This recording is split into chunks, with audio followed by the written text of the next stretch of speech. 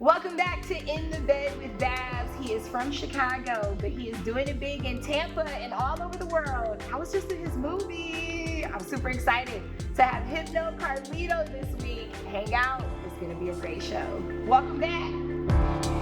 In the Bed with Babs.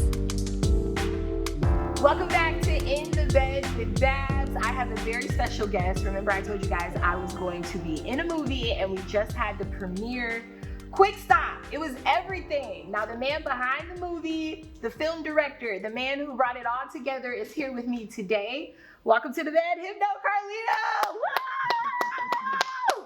Oh my God. So I am super excited that you came to talk with me today. And I just want to give you your flowers, right? Because there's not a lot of Black creators in Tampa. And then the creators that we do have, you know, I feel like a lot of them are afraid to stand out and do something big and take risks, right? Yes. So I want to shout you out because you put together a great movie. You did it at an expensive theater. You don't gotta tell me how much, but I know it was expensive, all right? So you made it look classy. Like, it was very elegant, and it was something that I was really proud to be a part of. So I appreciate that. Thank you so much. Thank you so much. I mean, that's what I wanted to do. I wanted to come to Tampa and just do something different because I've been coming to Tampa for years, for a while, and I just never been in nothing like that. So I just wanted to, you know, create a different vibe and just do something totally different.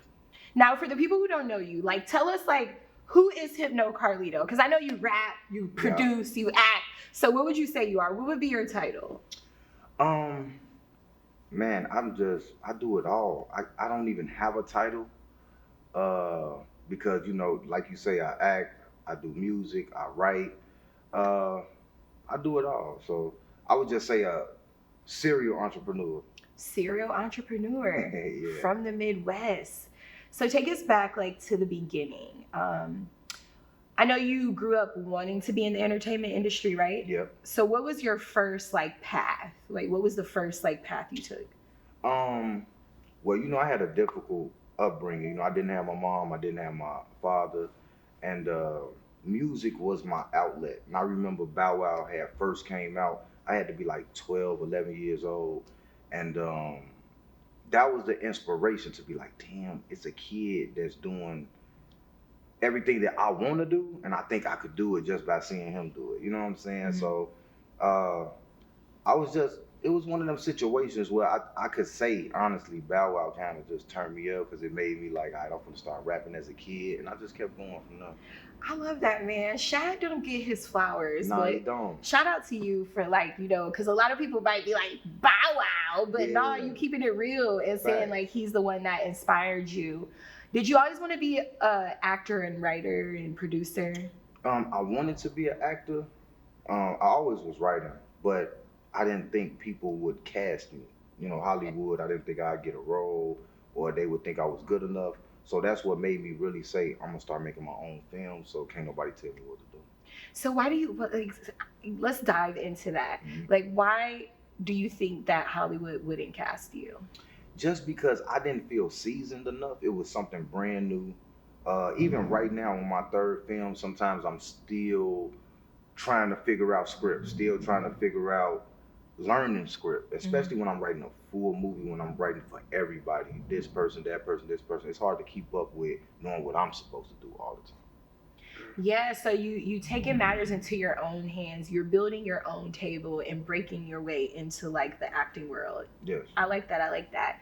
Now, when you think about writing a movie, what is your inspiration? Talk about, like, the movies that you have. So you said you have 3. What are the 3 movies? I have Primary Position. And what is that about? It's about 2 kids from Chicago. One want to go to the NBA, one want to go to the military, and one just decides to go to the military with him and say, come on, we're going to do this as best friends, but he ended up dying in the military. So my character, Darnell, once I lose my best friend, Tracy, I just want to go back to Chicago. I can't focus no more. I just lost my best friend in the Army. And I just go back to Chicago, just vigilante style, where I'm going after all the bad guys in my world. You know what I'm saying? So what was the inspiration behind that? Now, you know, you grew up in the Rack. They call it, like, Chirac. yeah, So have you lost a lot of loved ones and homeboys? I have. It's a long list. And me and Dirk talk about this all the time, to where it's like, it's almost like you don't feel it the same as everybody else because we deal with it so much.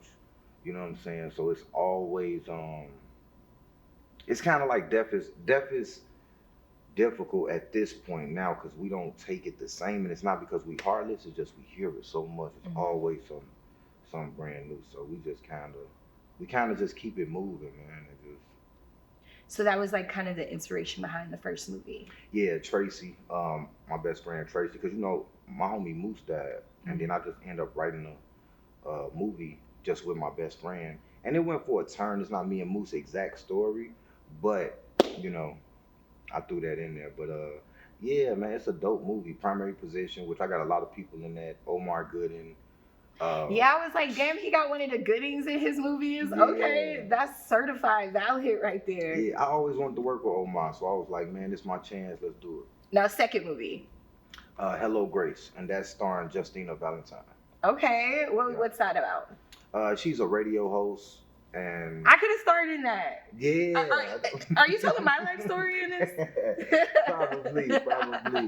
Yeah, she a dope radio host that got her own podcast, and dealing with me, I'm her enemy in this movie, where some stuff happened with my family and Justina, and I end up calling up to the radio station, and now I'm just basically holding her hostage. So it's dope. What is that one called again? Hello Grace. Hello Grace. It All come right. out this winter. Ooh, gotta check that one out too. And then the third one is Quick Stop. Quick Stop. Yep. Filmed in Tampa, Florida. Quick Stop. Just a kid from Chicago, moved to Tampa, trying to get his life together. Don't really got no money. Don't really got no outlets to anything. And yeah, he just ended up getting this job at the gas station, and it ended up being the worst decision of his life. Yeah, man, you gotta check that out. I'm in that movie too. I got a short part, but you gonna put me in more, right? Oh, for sure. Yep. And shout out to Hypno. You know, a lot of people in Hollywood be hating on the dark skinned girlies, but you made Justina Valentine. That's not the white girl, is it? Is that the white girl? I'm thinking of. Okay, you know who I was thinking about? Justine Skye. Okay, yeah. I'm the first dark skinned baddie that Hypno Carlito has casted, and you gonna do more of us. You gonna put more of us in the movie. Yeah, she gonna star in something soon. Wow. Man, so does this go? Do you? Because it's Men's Mental Health Month, right? Mm-hmm. Writing these movies and, like, you know, with the death and the holding people hostage and the different, like, you know, mental things going on, does it ever bring you down, or do you ever get into a space where you just are feeling dark?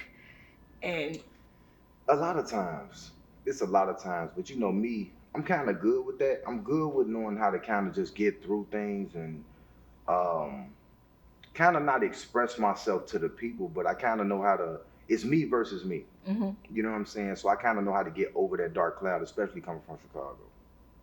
Man, we got to dive more into men's mental health. We also got to talk about, you know, Hypno's story, him from being from Chicago, being best friends with Dirk. I personally feel like he's one of the ones that's still out here repping for Dirk. All right, we're gonna dive into all of that when we come back. Welcome back to In the Bed with Babs. My good friend Hypno Carlito is here today. Let's get it. We'll be right back.